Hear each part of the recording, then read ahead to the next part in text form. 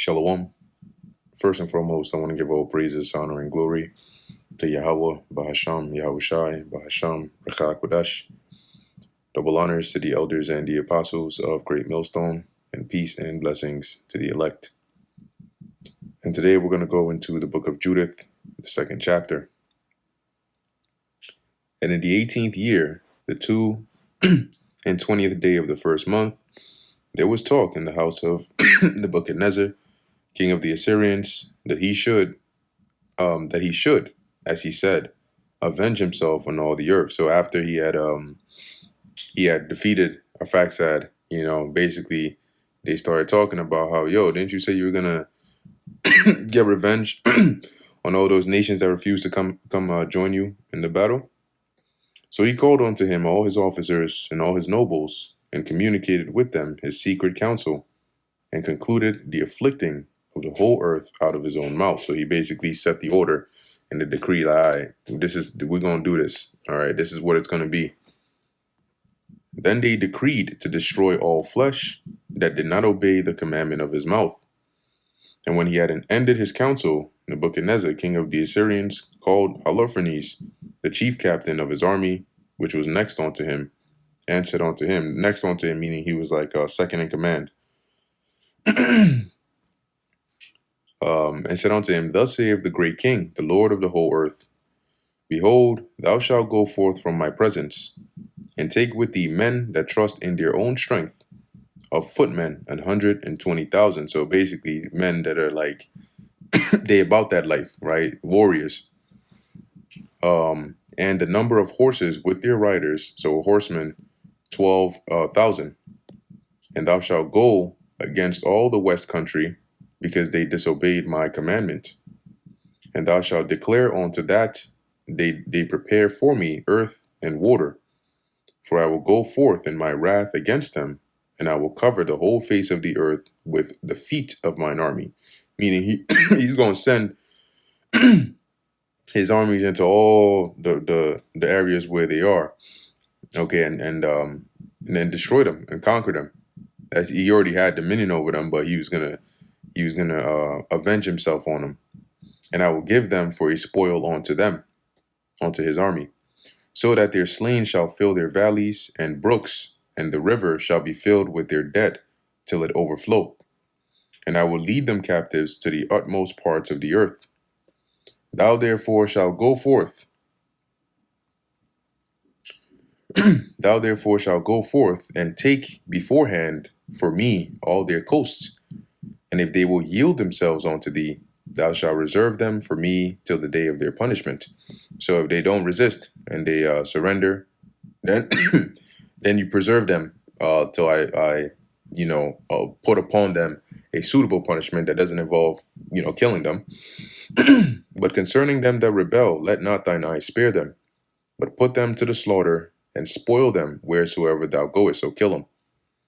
For as I live, by the power of my kingdom, whatsoever I have spoken, that will I do by my hand. And take thou heed that thou transgress none of the commandments of thy Lord, but accomplish them fully, as I have commanded thee, and defer not to do them. So make sure you do exactly what I'm telling you.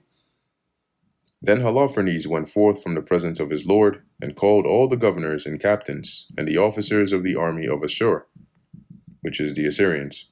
And he mustered the chosen men for the battle, as his Lord had commanded him, unto 120,000 and 12,000 archers on horseback.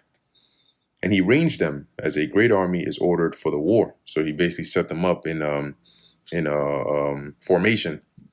And he took camels and asses for their carriages, a very great number, and sheep and oxen and goats without number for their provision, and plenty of victual for every man of the army, and very much gold and silver out of the king's house.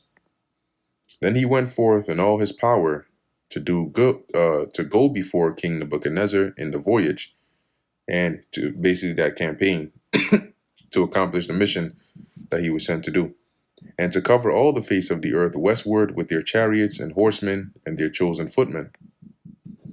A great number also, sundry countries, diverse countries, came with them like locusts and like the sand of the earth, for the multitude was without number. So they had a vast, vast army. And they went forth of Nineveh 3 days' journey toward the plain of Bechteleth, and pitched from Bechteleth near the mountain which is at the left hand of the upper Cilicia. Then he took all his army, his footmen and horsemen and chariots, and went from thence into the hill country, and destroyed Pud and Lud, and and spoiled all the children of Rases and the children of Israel, which were toward the wilderness at the south of the land of the Chilians. Then he went over Euphrates and went through Mesopotamia, and destroyed all the high cities that were upon the river Arbonai, till ye come to the sea. So he was just going around, for basically fulfilling the orders Nebuchadnezzar gave him.